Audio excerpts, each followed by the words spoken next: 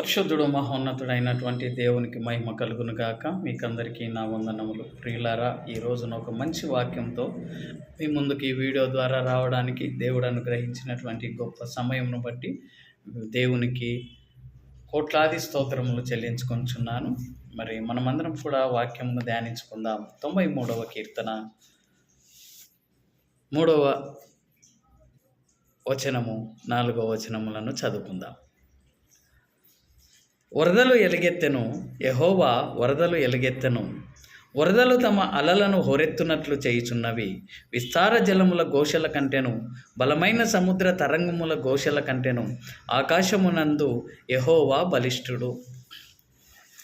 దీనిని మనం బాగా గమనించినట్లయితే, ఎవరు ఈ యొక్క వాక్యములను అనగలరు అని అంటే బాగా కష్టములు ఉన్నటువంటి వాడు, బాగా శోధనలో ఉన్నటువంటి వారు, బాగా బాధలో ఉన్నటువంటి వారు ఈ మాటలు అనింటారు.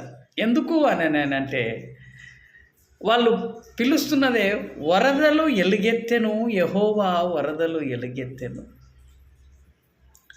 వరదలు అనగానే మనకు కనిపించేటువంటిది, మన ఆలోచనలోనికి వచ్చేటువంటిది వరద అంటే ఏంటి?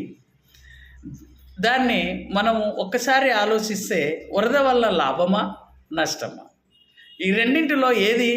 వరద అంటేనే నష్టమే కదా. వరదలు వస్తే నష్టమే, నష్టము కష్టము.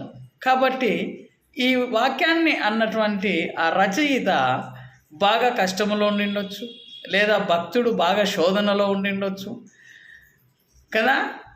ఎవరైతే ఏంది, ఓ విశ్వాసి బాగా శోధనలో ఉండవచ్చు. ఆ విధంగా ఆయన ఏమంటున్నాడంటే, వరదలు ఎలుగెత్తెను, యెహోవా వరదలు ఎలుగెత్తెను అంటే, వరదలు ఎలా వస్తాయి?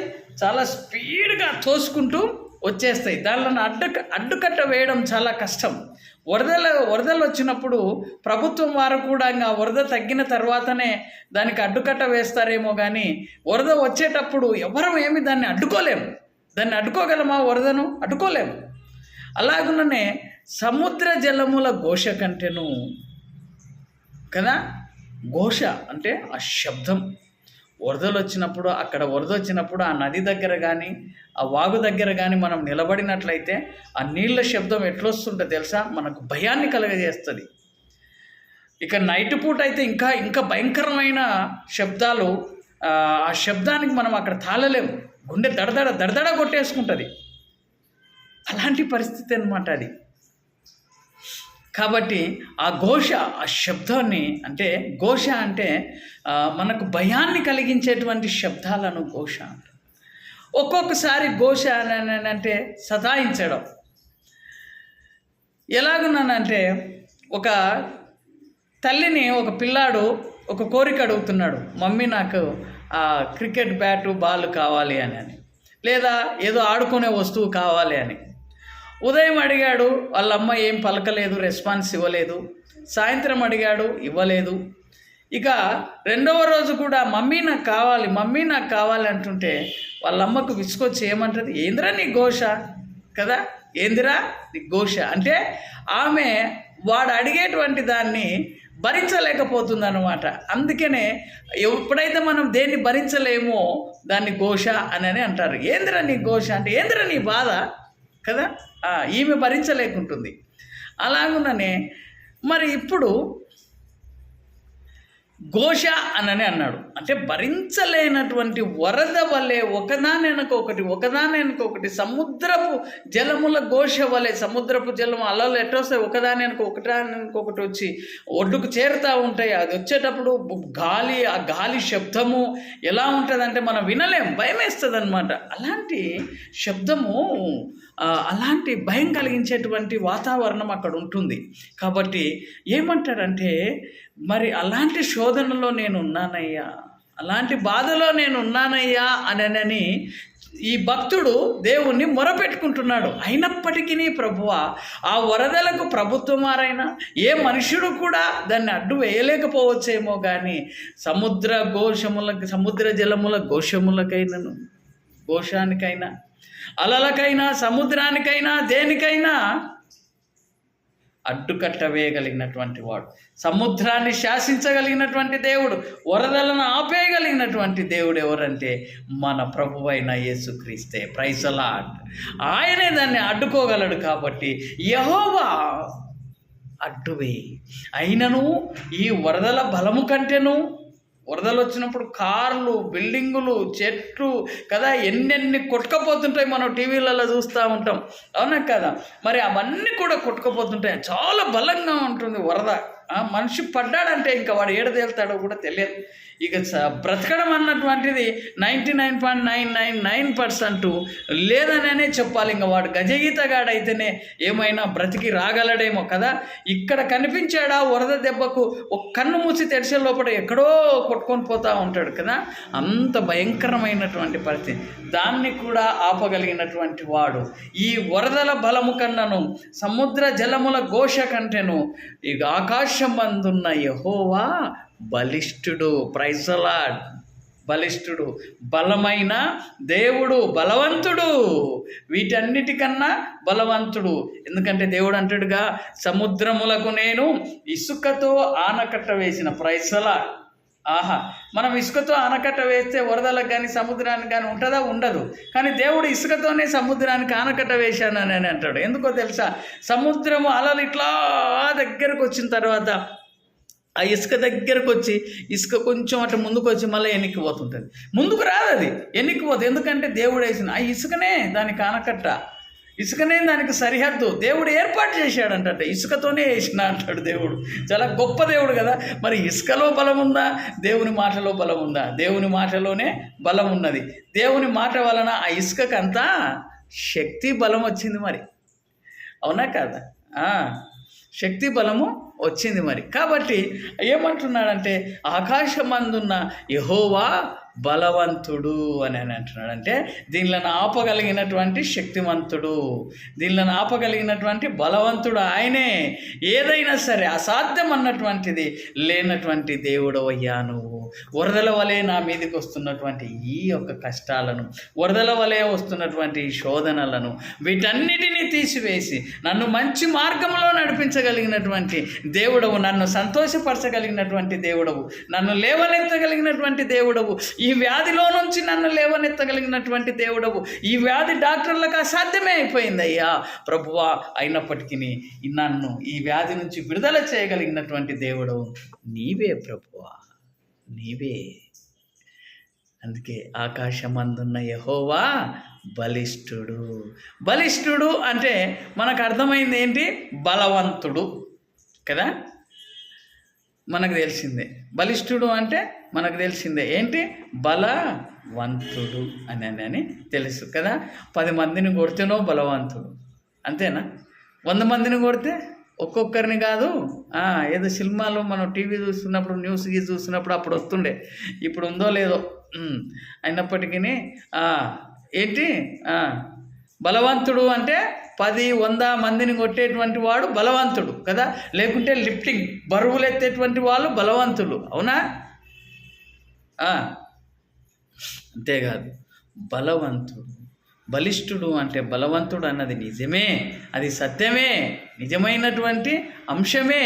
కానీ బలవంతుడు అనేటువంటి దానికి దేవుని దృష్టిలో ఇంకొకటి ఉన్నది. ఏంటి తెలుసా? బలిష్ఠుడు అనేటువంటి దాన్ని మనం విడదీసినట్లయితే బలి ప్లస్ ఇష్టుడు, బలి ప్లస్ ఇష్టుడు, బలి ప్లస్ ఇష్టుడు. బలిని ఇష్టపడేటువంటి వాడు, బలిని ఇష్టపడేటువంటి వాడు అని అంటే దానికి అర్థం ఇంకొక లాగా వస్తుంది. ఏంటంటే ఈయన బలులను ఇష్టపడతాడేమో అంటే, ఒక గొర్రెనో మేకనో లేకపోతే ఇంకొక దాన్నో జంతువునో పక్షినో తీసుకొని వచ్చి బలిస్తే ఆయనకి ఇష్టమేమో అని అనుకుంటున్నారా? అది వేరేగా ఉండొచ్చు. కానీ యేసు ప్రభు దృష్టిలో అది బలి ఇష్టమైనటువంటిది కాదు. ఒక పావురాన్ని తెచ్చి గుడి దగ్గర ఒక మేక పిల్లని తెచ్చి, ఒక గొర్రె పిల్లని తెచ్చి, ఒక ఎద్దును, ఒక దూడని తీసుకొచ్చి బలి ఇచ్చేస్తే, చర్చి ముందర కొట్టేస్తే అది దేవునికి ఇష్టం అనుకుంటున్నారా? ఆ బలి కాదు దేవుడు కోరుకుంటున్నది. మరి ఇంకేం బలి అబ్బా? బలిష్ఠుడు అంటారు, బలవంతుడు కరెక్టే అంటారు. మరి బలిని ఇష్టపడేటువంటి వారు అనుకున్నాం. మరి బలిని ఇష్టపడేటువంటి వారంటే కోళ్ళో కదా, పావురాలు, గువ్వ పిల్లలు వీటన్నిటిని మనం బలిస్తే అది బలి అయిపోతుంది. మరి దాన్ని ఇష్టపడేటువంటి వాడా కాదంటున్నారు. మరి ఏ బలిని ఇష్టపడేటువంటి వాడు దేవుడు? మన మనుషులనా, మన హృదయాలనా? అవును, బలి ఇవ్వాల్సింది గొర్రెలను మేకలను కాదు, నీలో ఉన్న పాపాన్ని బలి చేసేయి. ఆయన బలిపీఠం మీద వేసి కాల్చిపడేయి. నీలో ఉన్నటువంటి చెడుతనాన్ని ఆయన బలిపీఠం మీద వేసి కాల్చిపడేయి. నీలో ఉన్నటువంటి దుర్మార్గాన్ని ఆయన బలిపీఠం మీద వేసి కాల్చిపడేయి. నీలో ఉన్నటువంటి దొంగ బుద్ధిని ఆయన బలిపీఠం మీద వేసి కాల్చేయాలి. మనలో ఉన్నటువంటి ప్రతి దుర్మార్గం, ప్రతి చెడుతనమును, ప్రతి విషపు చూపులను, చెడు మాటలను అన్నిటినీ కూడా తీసి ఎక్కడేయాలి? బలిపీఠం మీద. అది బలివ్వాలి. మన హృదయాన్ని బలివ్వాలి ఆయనకు. ప్రభువా, ఇదిగో చూసుకో, నా బలి ఈ విధంగా ఉంది, నేను పరిశుద్ధంగా జీవిస్తున్నాను. పరిశుద్ధంగా మనం జీవిస్తే దేవునికి బలి ఇచ్చినట్టే, దేవునికి బలి ఇచ్చినట్టే. కాబట్టి మన పాపములనన్నిటినీ, మనలో ఉన్నటువంటి చెడుతనమునంతటిని దేవుని యొక్క బలిపీఠం మీద వేసి, మళ్ళీ బలిపీఠం ఏడుందబ్బా అని అడుగుతారేమో. అదే కదా? కాదు. నువ్వు ఎప్పుడైతే మోకరించి ప్రార్థన చేస్తూ నీ పాప క్షమాపణ ఎప్పుడైతే అడుగుతావో, ప్రభువా నాలో ఉన్న ప్రతి పాపమును తీసివేసి, నాలో ఉన్న ప్రతి పాపములను తీసివేసి బలిపీఠము మీద వేసి కాల్చేయి ప్రభువా అని ఎప్పుడైతే అంటావో, ప్రార్థనలో ఏకీభవిస్తావో, దేవుని ఆత్మతో నువ్వు ఏకీభవిస్తావో, అప్పుడు అది బలైపోయినట్టే. మరి మనం ఏం చేస్తున్నాం? బలిస్తున్నామా? దూళ్ళను, లేకుంటే గువ్వ పిల్లలను, మేక పిల్లలను ఇస్తే కాదు, మనకు మనమే బలి అవ్వాలి. మన పాపములు, చెడుతనము అన్నిటినీ తీసివేసుకోవడమే బలి ఇవ్వడం. ఇంకా ఉంది దీనికి అర్థం. బలి ఇష్టడు అని అంటే ఏంటో తెలుసా? అసలైన అర్థం మన ప్రభుడు రక్షకుడు అయినటువంటి యేసుక్రీస్తు నీ పాపముల నిమిత్తమై, మన అందరి పాపముల నిమిత్తమై గొర్రె పిల్లవలే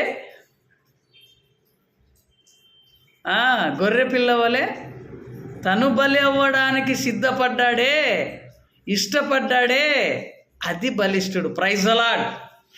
మానవాళి రక్షణ నిమిత్తమై, మానవుల అందరి పాపముల నిమిత్తమై ఒక గొర్రె పిల్లవలే తనే బలి అవ్వడానికి ఇష్టపడ్డాడు చూడు, అది బలిష్ఠుడు.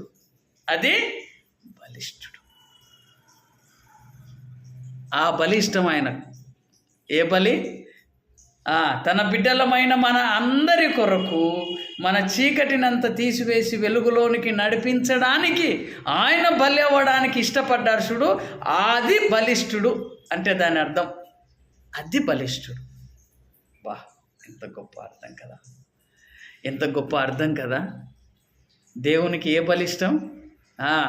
మన అందరి కొరకు లోకాన్ని పాపము నుంచి విడిపించడానికి ఆయన బలి అయిపోవడానికి ఇష్టపడ్డాడు చూడు, బలిష్ఠుడు. మన బలులు కాదు, ఆయనకిష్టమైన బలి. ఆయనే బలి అయిపోవడం ఆయనకిష్టమైన బలి. ఆయననే బలి అయిపోవడం ఆయనకిష్టమైన బలి. ఇది దీనికి అర్థం. మరి అంత గొప్ప దేవుడు మనందరి కొరకు, మనందరి పాపముల నిమిత్తమై మరి బలైపోయినటువంటి దేవుణ్ణి ఒకసారి జ్ఞాపకం చేసుకొచ్చు. మరి పాపం చేసేటప్పుడు ఆయన గుర్తుకు రావాలి మనకు. మనందరి కొరకు బలైపోయినటువంటి దేవుడు, సిలువలో తన రక్తమునంతటిని కార్చిన దేవుడు, కొరడా దెబ్బలు కొట్టించుకున్న దేవుడు, ముఖం మీద ఎంతమంది 650 పైనే ఆయన ముఖం మీద గుద్దారంట. అది ఉమ్మిచ్చి మరి ఇంతటి అవమానాలను, ఇంతటి బాధను భరించి మనందరినీ పాపముల నుంచి విడుదల చేసి మనందరినీ వెలుగులోనికి నడిపిస్తే మళ్ళీ మనం చీకటిలోనికే ప్రయాణం, మళ్ళీ మనం చీకటిలోనికే పోతున్నాం. కష్టం వస్తే ప్రభువా, కష్టం లేకపోతే అటే లోకానుసారంగానే ఉంటున్నాం. ఇదేనా మనం చేయవలసినటువంటిది ప్రియులారా?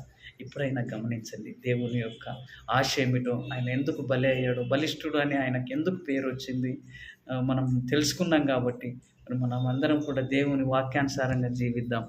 దేవుడి వాక్యం దీవించును గాక. ఆమేన్.